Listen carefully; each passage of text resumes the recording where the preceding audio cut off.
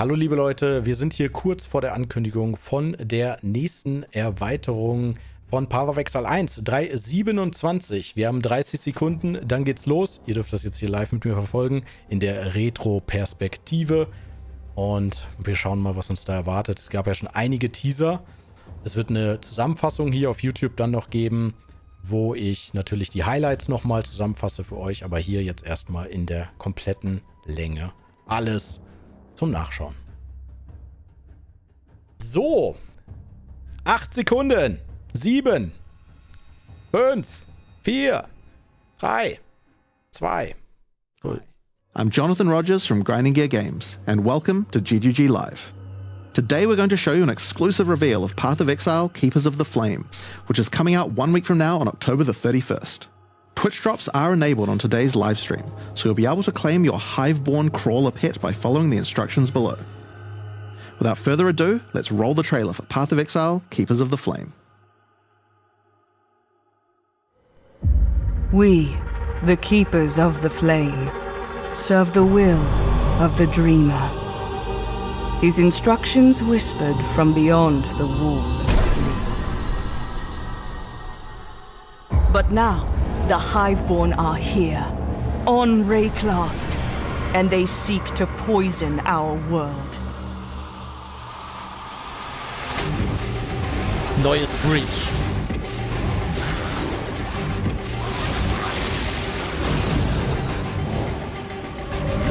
We must close their breaches, destroy their hives, slay their breach lords.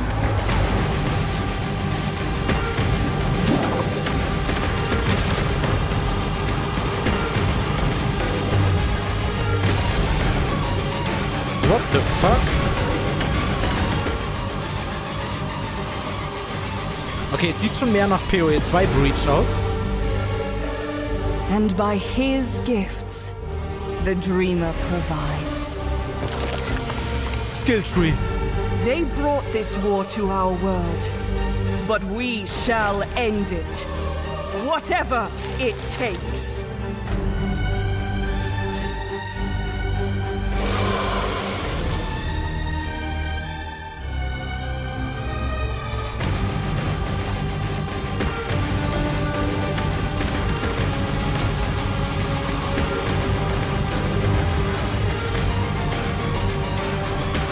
Bloodline classes? Oh no.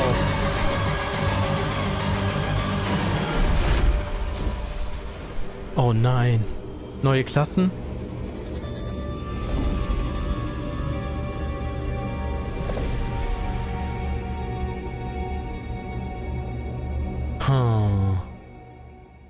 Ach du Scheiße.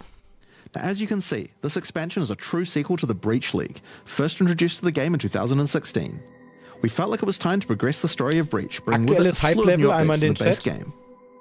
In today's stream, we'll take you on a deep dive into Path of Exile, Keepers of the Flame, beginning with the League mechanic, covering all the fearsome challenges it presents, and the new twisted ways you'll be able to empower your character. After that, we'll dive into the new ascendancy options possible with Bloodline classes. Then we'll cover the much anticipated Asynchronous trade system coming to Path of Exile 1. Afterwards, move into the new Uber Pinnacle bosses, how to access them, and some new drops worthy of the added difficulty. Finally, we'll cover some notable quality of life improvements before moving on to our supporter packs and challenge rewards. We'll then have a live Q&A session where Ziggy D will ask Path of Exile's game directors Mark and myself your questions from Twitch chat. And after the live stream, we'll drop the full patch notes at 11 AM New Zealand time or 3 PM Pacific. So let's get started. I'll hand things over to Mark to introduce the new league. Hi, I'm Mark Roberts, Hi, Mark. Game Director on Path of Exile. Breach is a beloved league that has had an iconic history in PoE. We intend to honour that legacy with our first ever sequel league, Keepers of the Flame. League. This develops every aspect of Breach, adding new layers to discover, richer lore, scarier bosses, and entirely new mechanics.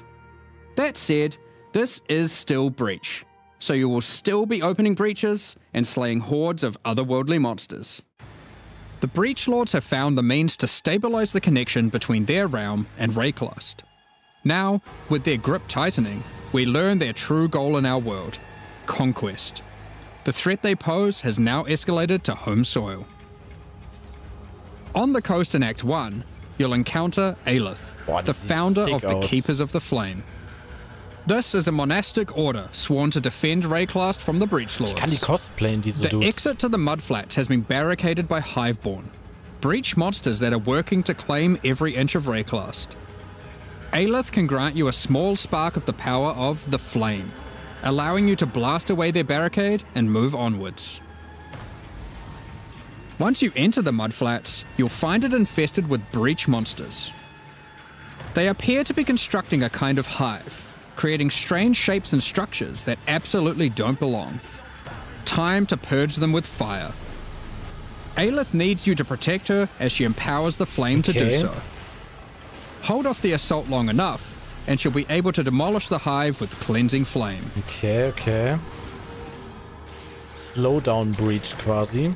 In other areas, the gap between worlds is strained.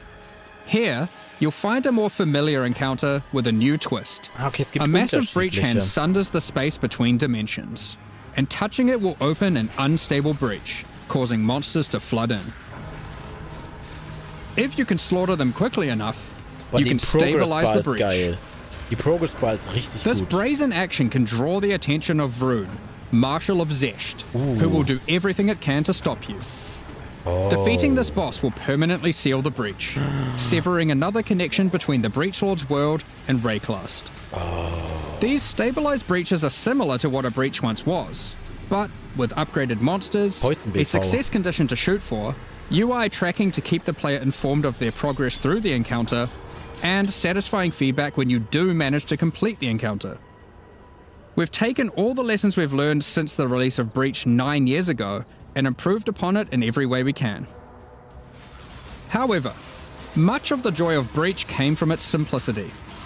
While we want to modernize the mechanic, we don't want to undermine the core experience. You're still mostly just slaughtering hordes of enemies in a circle. Finally, in endgame areas you might run into breach constructions that have been left unopposed for too long, and have grown into their full twisted glory. Breach hives. Towering flesh-crafted cities in the sky.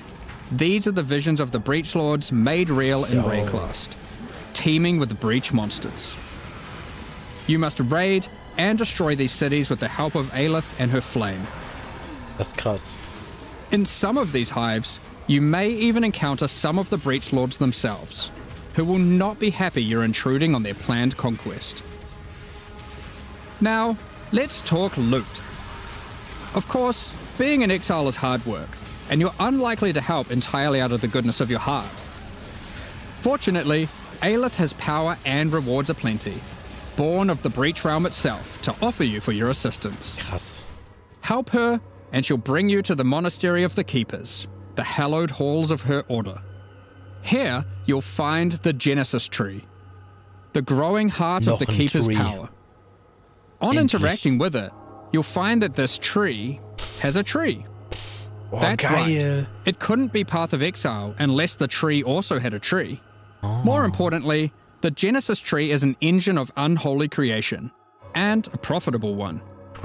As you complete breach encounters and work more with Aelith, you'll be able to grow the Genesis Tree larger and larger, sprouting additional limbs. Each of these limbs, you'll notice, has their own inventories. These can be used for an unusual method of crafting new items. With this system, you'll be able to grow currency, uniques, equipment, and a new kind of otherworldly item, grafts. Grafts are breach hands grown directly from the Genesis Tree, born of the same flesh and sinew as the invading monsters. These fuse directly to your body, in a completely safe process. Don't worry about it. With grafts, you can harness the power of the breach. Some provide passive benefits like this, or this, but they can also grant a wide selection of powerful skills. These graft skills can provide a flexible way to fill gaps in your build, offering everything from damage to potent defensive buffs and crowd control. For example, the battering all graft will call massive arms to erupt from the earth, Alter, wie viel stunning Schaden. all those they hit. Guckt euch an, wie viel Schaden das ist. For some additional pack clearing power, you could consider the Squalling Tool Graft. When commanded, this graft will cast Dance in the White, Da stand gerade 15.000 creating a deadly Fist ice Damage. tornado, which aggressively seeks enemies and fires off bursts of ricocheting projectiles when you critically strike with skills. For some further utility and a useful buff, try out the Storming Ash Graft. This can be commanded to call down a ring of bolts from the sky that will leave behind the new Radiant Ground. Radiant Ground grants a potent damage buff to allies standing within it and makes their hit damage lucky.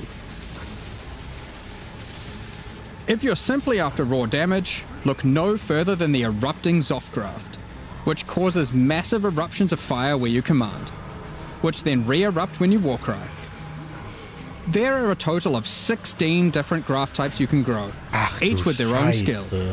You can even unlock a second graft slot as you progress through Aelith's questline, so feel free to mix and match Flesh Zone horrors to your heart's content. Now, grafts aren't just here to make you stronger, they are also your means of feeding the Genesis tree, which needs constant supplies of graft blood to grow anything useful. You can do this by defeating breach monsters, which will leave behind blood that your graft will automatically collect. When you feed this blood to the tree, your allocated passives will be put to work. This section of the Genesis tree can be used to grow new grafts for you, which the Genesis tree will then birth in a gruesome display. Ist das geil. Basic passives on the tree might increase item rarity of birthed grafts, or the chance to birth additional grafts. Oh, der Gamble wird so insane These werden. passives can target specific types of grafts, and this passive causes grafts to be birthed with a random amount of quality. Quality improves the amount of blood that can be stored by your grafts. This section of the Genesis tree births currency items. Basic passives can result in more or better currency. Allocate this passive to sometimes cause a shower of currency to burst forth from the flesh of the tree. Yeah, it's a bit gross, but working with the organic matter of a bunch of dead otherworldly creatures was never going to be a clean affair. Grafts themselves are born of a different world, so are unmodifiable by most currencies. However, with this passive, the Genesis tree can occasionally grow fleshy mockeries of currency orbs. These function like augmentation orbs, regal orbs, or exalted orbs, but they work on your grafts instead of normal gear. Yep, it's graft crafting. Graft crafting. Allocating this passive can result in foulborn currencies. This foulborn exalted orb, for instance, behaves as a normal exalted orb, except it guarantees a higher tier modifier. By locking out a large portion of the lower rolls, a normal exalted orb would be able to hit. Ach du Scheiße. The largest section of the Genesis tree is used to grow rare equipment items.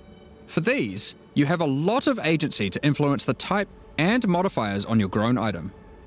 For example, you can specifically target boots with a dexterity requirement, with an increased chance for speed modifiers, and reduced chance for cold modifiers. Or maybe you'd prefer to look for a two-handed axe with increased chance for physical modifiers. Das ist einfach ein Tree zum Craften. This section of the tree is for growing unique items. Similar to the equipment section, there are passives that let you target growing specific types of uniques or rare uniques. The process of growth is not always a perfect one, however, and can result in some defects. This passive can result in birthed uniques becoming foulborn, which mutates one of the existing modifiers on the item into a new one, resulting in some interesting new ways to use that unique. For example, this foulborn quill rain no longer has increased projectile speed, but instead has increased area of effect. Sie können uns keine gebastelten. Another foulborn quill rain could replace the mana gained on hit with the much more powerful modifier where insufficient mana doesn't prevent your bow attacks. Here are some other examples. This passive even gives a rare chance for foulborn uniques to have multiple different modifiers mutated. I'm sure you'll come up with some extremely powerful uses for these. We'll leave it up to you to discover what this mysterious part of the Genesis tree can grow. So, ultimately, you'll be slaying masses of breach monsters, harvesting blood with the aid of your grafts, feeding that to the Genesis tree, growing some items and better grafts, and back again to the slaughter.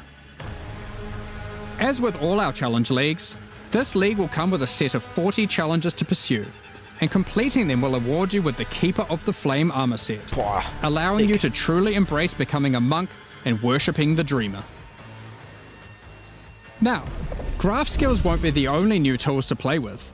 In 327, we're also adding a collection of new skill and support gems. Let's go over them now. Kinetic Rain is a new wand attack, which covers the ground in unstable kinetic energy. These hazards collapse at the slightest touch, releasing their energies into any unfortunate soul who happens to be standing on them. With enough projectiles and area of effect, an enterprising exile could carpet the world in dangerous kinetic force. Wall of Force creates a barrier of kinetic power, causing allied projectiles to ricochet towards targets automatically. Drop one behind a boss and redirect the bolts of your armies. I'm sure you'll find ways to break this one. Conflagration is a new bow attack which rains down fiery bolts from above that stick into the ground and pulse as you approach.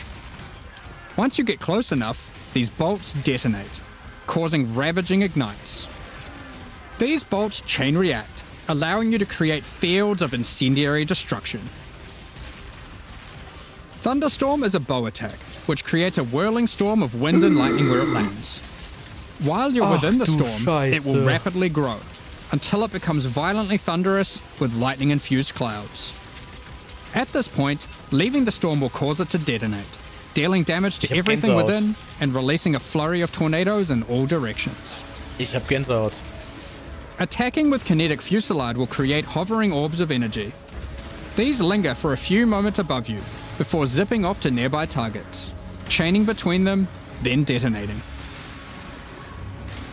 Living Lightning support will bring to life living sparks of energy, elemental minions that zap through packs of enemies with speed and ease. Use these alongside your spellcasting to augment your pack clearing abilities, or find whatever means possible to cover the world in living sparks of ruin. Windburst support unleashes chaotic tornadoes as you attack, which ricochet around wildly and quickly. These deal moderate damage as they travel, but will explode into a highly damaging burst when they expire. So it's a choice between scaling their duration up to get better coverage, or down to access the burst more quickly. Kinetic Instability is a support gem to go along with the new wand attacks that causes enemies slain to leave behind those same orbs of shimmering energy that Kinetic Rain creates. One might ponder just how many orbs you can create if you were to use both. Alter, das ist krank. In 327, Exiles will be able to absorb the power of some of the bosses they defeat. Ich bin leer. These take the form of new Ascendancy class options, called Bloodlines. Bloodline classes are a new means of character customization in the endgame. They are secondary Ascendancy classes that are unlocked by defeating specific endgame bosses. They are allocated with your normal Ascendancy points, and you'll have to choose how many of your points go into the original Ascendancy and how many into your Bloodline class. This means there is a nigh limitless ability to mix and match here, as you could choose to invest just a couple points into your Bloodline, or max it out, and you could take any Bloodline with any base Ascendancy class that you see fit. Was? To unlock your Bloodline, hunt down the endgame boss whose power you desire, and defeat them, or have a friend help, and claim the power for your own.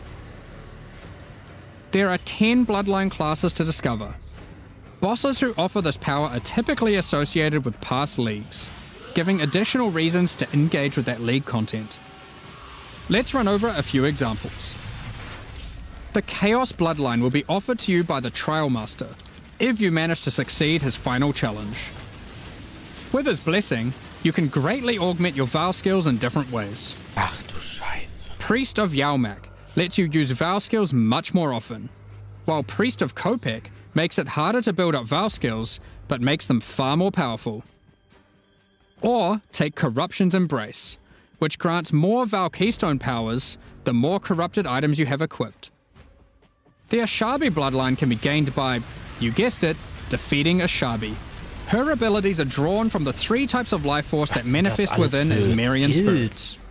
The wild bear rewards you with adrenaline for generating rage. The vivid cat gives your elusive buffs a chance to refresh, as well as making you more stealthy while elusive. The primal owl allows your unleashed spells to reoccur many additional times, and get stronger for each time they reoccur. Bro, ist das krass. The nameless bloodline comes from the King in the Mists. Be forewarned, his menacing power comes at a great cost. With the unseen hand, you can equip a 3rd ring. But you'll have to decide if that comes at the expense of having no amulet, no belt, or no flasks. Unlight Silhouette adds a hefty life cost to all your spells, by poison. But they deal additional chaos damage based on the amount of life spent. Of course, there is more to come.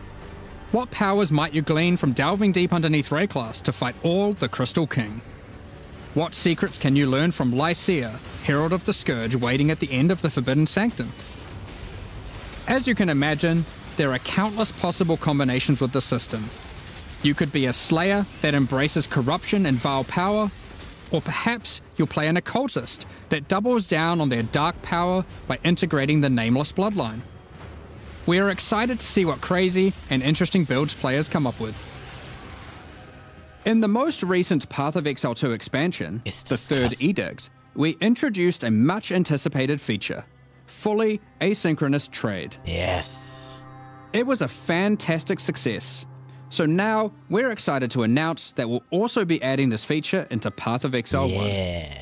When you reach Act 6, you'll be able to find Faustus in Lion Eye's Watch.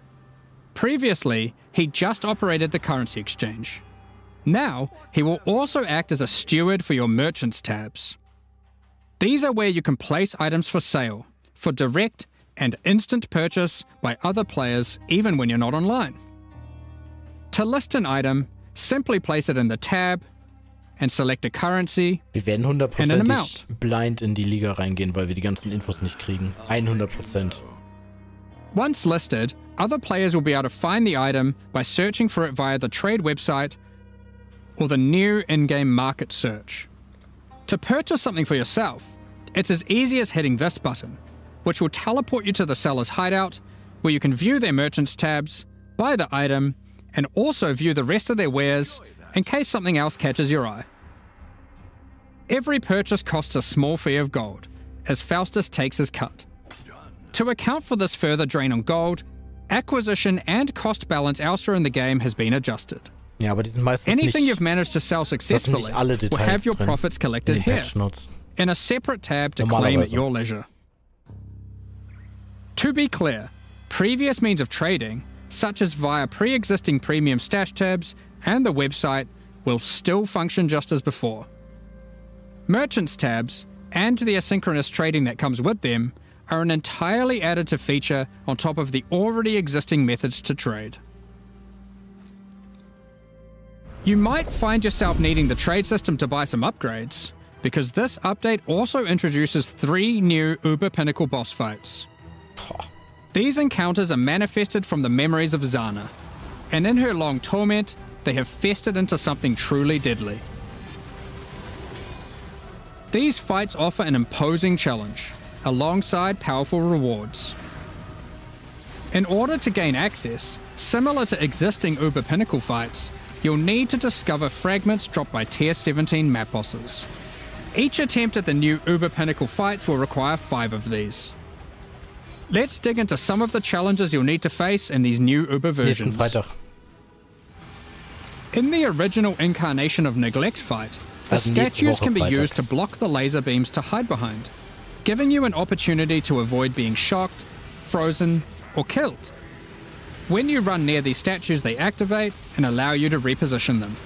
While activated, they will not stop the lasers, meaning you want to position them well, then avoid them. However, in the Uber version of this fight, instead of being a safe haven, the statues will refract the laser beams, causing a ruckus of energy to cover the arena. Activating them will prevent the refraction, so unlike the base fight, where you want to position them well and then avoid them, you'll be wanting to constantly keep these statues active. But then, you have to deal with their assaultive attacks. While fighting the incarnation of Fear, these fiery orbs will slowly clutter up the arena, blocking off portions of it until you bait the boss into detonating them himself with his thrown spear. When Uberified, these orbs are attached by a flaming leash to the boss, rotating around him constantly. More and more will spawn as the fight goes on, making it even more imperative that you clean them up by cleverly using the boss's abilities against him. Normally in the Incarnation of Dread fight, during the bullet hell phase, you have to acquire a red rose, run it to the boss, then collect a blue rose, doing the same, causing it to get heavy stunned and interrupting its mechanic. In the Uber version, you have to do the same, but in order to get the blue rose, you have to defeat the Incarnation of Neglect, and to get the red rose, you have to defeat the Incarnation of Fear. Good luck. Given the difficulty of these bosses, their rewards should be worth your while. Let's take a look at some. From the Uber Incarnation of Neglect fight, we have Bitter Instinct, a spiky shield that turns retaliatory strikes into preemptive ones, making it just a matter of time before the long arm of justice crushes your foes. Alternatively, you might find Festering Resentment, a poisoned blade with an unending supply of toxins built into the hilt. These toxins are put to good use, causing every spell you trigger to be capable of poisoning with all damage it deals, enabling a truly crazy trigger-centric poison ruckus. And from the Uber Incarnation of Dread, the Hallowed Monarch, a counterpart to the Dark Monarch, which focuses more heavily on investing into one or a few minions, rather than growing your hordes to massive proportions. Storm Ray class, with your chosen few at your side, stealing power from your enemies as you go. We've got a number of quality of life changes to bring to 327 as well. Many of which you may have seen already in some of our pre-livestream teasers, but for those who haven't, Heist is a mechanic which has long frustrated some players who may otherwise have been interested in the rewards it has to offer, but have no desire to grind through the early progress of finding and running low-level contracts to get all of the rogues to their maximum level. Well, starting in 327, Heist rogues will automatically begin at maximum level, so you can start your dubious criminal career without all the busy work. Points invested into your Atlas passive tree will now be refundable with gold. Just speak to Kerak to do so. For players who love jumping between strategies, there's also an option to instantly refund your entire tree, which of course can now also be done with your regular passive tree as well. Now you can make all your decisions with no regrets.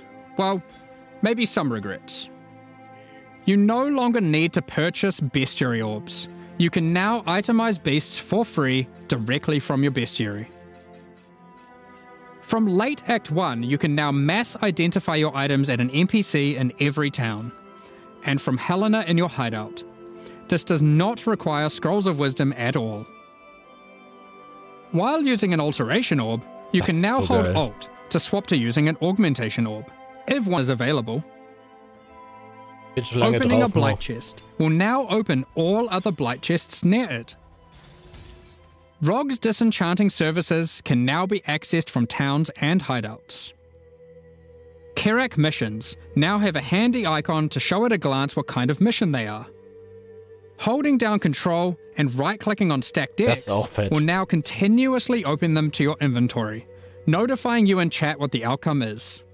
If you still want to open them direct to the ground, to let your loot filter provide a dose of dopamine, you can still do that too by also holding Shift. Das ist auch so gut. VIEL orbs can be used on monsters encased in essences, to the same effect that remnants of corruption have.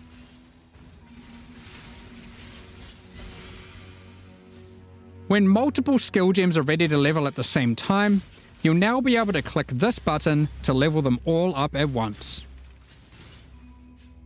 Next up, we're going to be talking about our new League supporter packs. Today, we're launching 2 new series of supporter packs. Krass, das ging echt the schnell. Champion of Theopolis and the Verdant Magus packs. Uns fehlen sehr viele Details. Each tier contains the pack's full face value in points, alongside several exclusive microtransactions.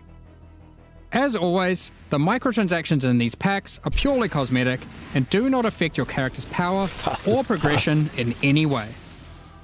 The Champion of Theopolis series of supporter packs contains 6 exclusive microtransactions. Klar, mit Rechtsklick. Manifest a champion's ferocity, as the Lion's Might unique finisher effect rips your enemies to shreds. Open the Champion of Theopolis portal to end your crusade through maps in the style expected of a true victor of the arena. Defeat your enemies like a true gladiator, wearing the Grand Champion of Theopolis armor set. The armor awarded only to the most elite warriors of the Grand Arena. Take charge of the situation and storm into combat with the Flaming Minotaur's Quicksilver Flask effect. The Champion's Podium map device rises up to honor the glory you've achieved as you activate it. Andere Ascend Stimme? the stairs and stand atop the platform Das war, as you glaube ich, enter die your AI-Voice maps. gerade. Each flame surrounding the platform represents a remaining use on your portal. The burden-back billy goat carries all the supplies necessary for a campsite as he travels behind you in battle. When placed in a hideout, instead of roaming around like your other pets, their supplies are deployed, creating a small camp where you can access your stash and providing a place to take a load off while you rest next to the campfire. The Verdant Magus series contains 6 exclusive microtransactions. Having Faustus sell your items on your behalf is great and all, but sometimes you just want to feel a little bit more shady about your dealings. The Back Alley Trader hideout decoration is more secretive with your trades, creating distance between you and your customers. Note that until 3.27 is released, this so Back geil. Alley Trader will Das will ich only haben. serve as your currency Das will ich exchange. haben. Once it's out, it will be updated to have the new managed shop option to also facilitate your trades. The Verdant Wayfinder pet is a loyal companion to any Master Magus. As you approach waypoints, it envelops them with its vines, guiding you throughout Rayclast. Control Earth and nature itself, as the Great Verdant Magus armor set envelops you in the ancient power now lost to time. There's also a matching back attachment included.